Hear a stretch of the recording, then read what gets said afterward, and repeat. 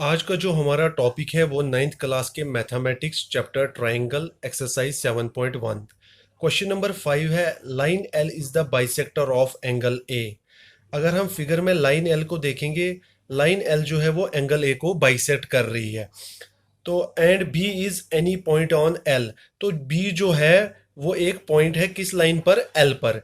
B P and B Q are the perpendiculars from the B to the arm of angle A. तो जो B P and B Q है वो दो perpendicular है, किस line पर है? जो एंगल ए से निकल रही है। Show that A P B is congruent to A Q B. ये तो हमें प्रूव करने की ये दो ट्राइंगल्स आपस में कॉन्ग्रेंट है। और साथ में दूसरा पार्ट है B P is equal to B Q और B is equidistant from the arm of angle A. तो साथ में ये प्रूव कर रहे हैं जो ये लाइन है बी पी क्या वो बी क्यू के इक्वल है। तो अगर आप देखोगे जो ये लाइन एल है इसने एंगल ए को बाइसेक्ट किया। एंगल ए को इसने दो इक्वल पार्ट्स में डिवाइड कर दिया। मैं यहाँ इनके नाम दे देता हूँ। मैं यहाँ लिखता हूँ एंगल 1 और यहाँ लिखता हूँ एंगल 2। तो अब हमें क्या प्रूव करना है? ये दो ट्रायंगल आपस में कॉन्ग्रेंट है। तो इसके लिए मैं क्या करूंगा, सबसे पहले मैं गिवन लिखूंगा। गिवन में मैं क्या करूंगा? अब हम गिवन में सबसे पहले क्या लिखेंगे? हम लिखेंगे गिवन में क्या दिया है हमारे पास, हम लिखेंगे line L is the bisector of an angle A. जो लाइन एल है ये हमें बाइसेक्टर दी है किस एंगल पे? एंगल ए पे। एंड और साथ में दो परपेंडिकुलर इसमें दिए हैं, B P and B Q are perpendiculars. तो इसके बाद हमें लिखना है टू प्रूव। टू प्रूव में हमें क्या करना है? टू प्रूव में तो हमें पहले यही करना है, ट्राइंगल ए पी बी जो है क्या वो कॉन्ग्रेंट है ट्राइंगल ए क्यू बी के। और दूसरा पार्ट क्या है? दूसरा है B P is equal to B Q. तो हमें ये दो पार्ट प्रूव करने हैं। तो सबसे पहले हम क्या करेंगे, हम प्रूफ में यही दो ट्राइंगल लेंगे जो हमें कॉन्ग्रेंट करवाने हैं। तो हम लेंगे प्रूफ में triangle A P B and triangle A Q B.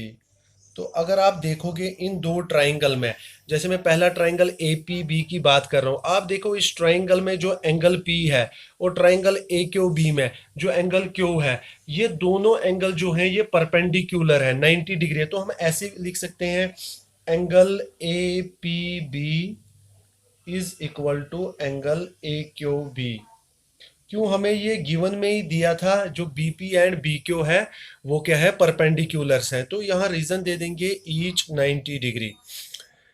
तो इसके बाद ए पी बी ट्राइंगल में अगर आप देखोगे और ए क्यू बी ट्राइंगल में, दोनों ट्राइंगल्स में एक कॉमन साइड आ रही है। अगर आप ए बी की बात करते हैं, आप देखो ए बी दोनों ट्राइंगल्स में आ रही है।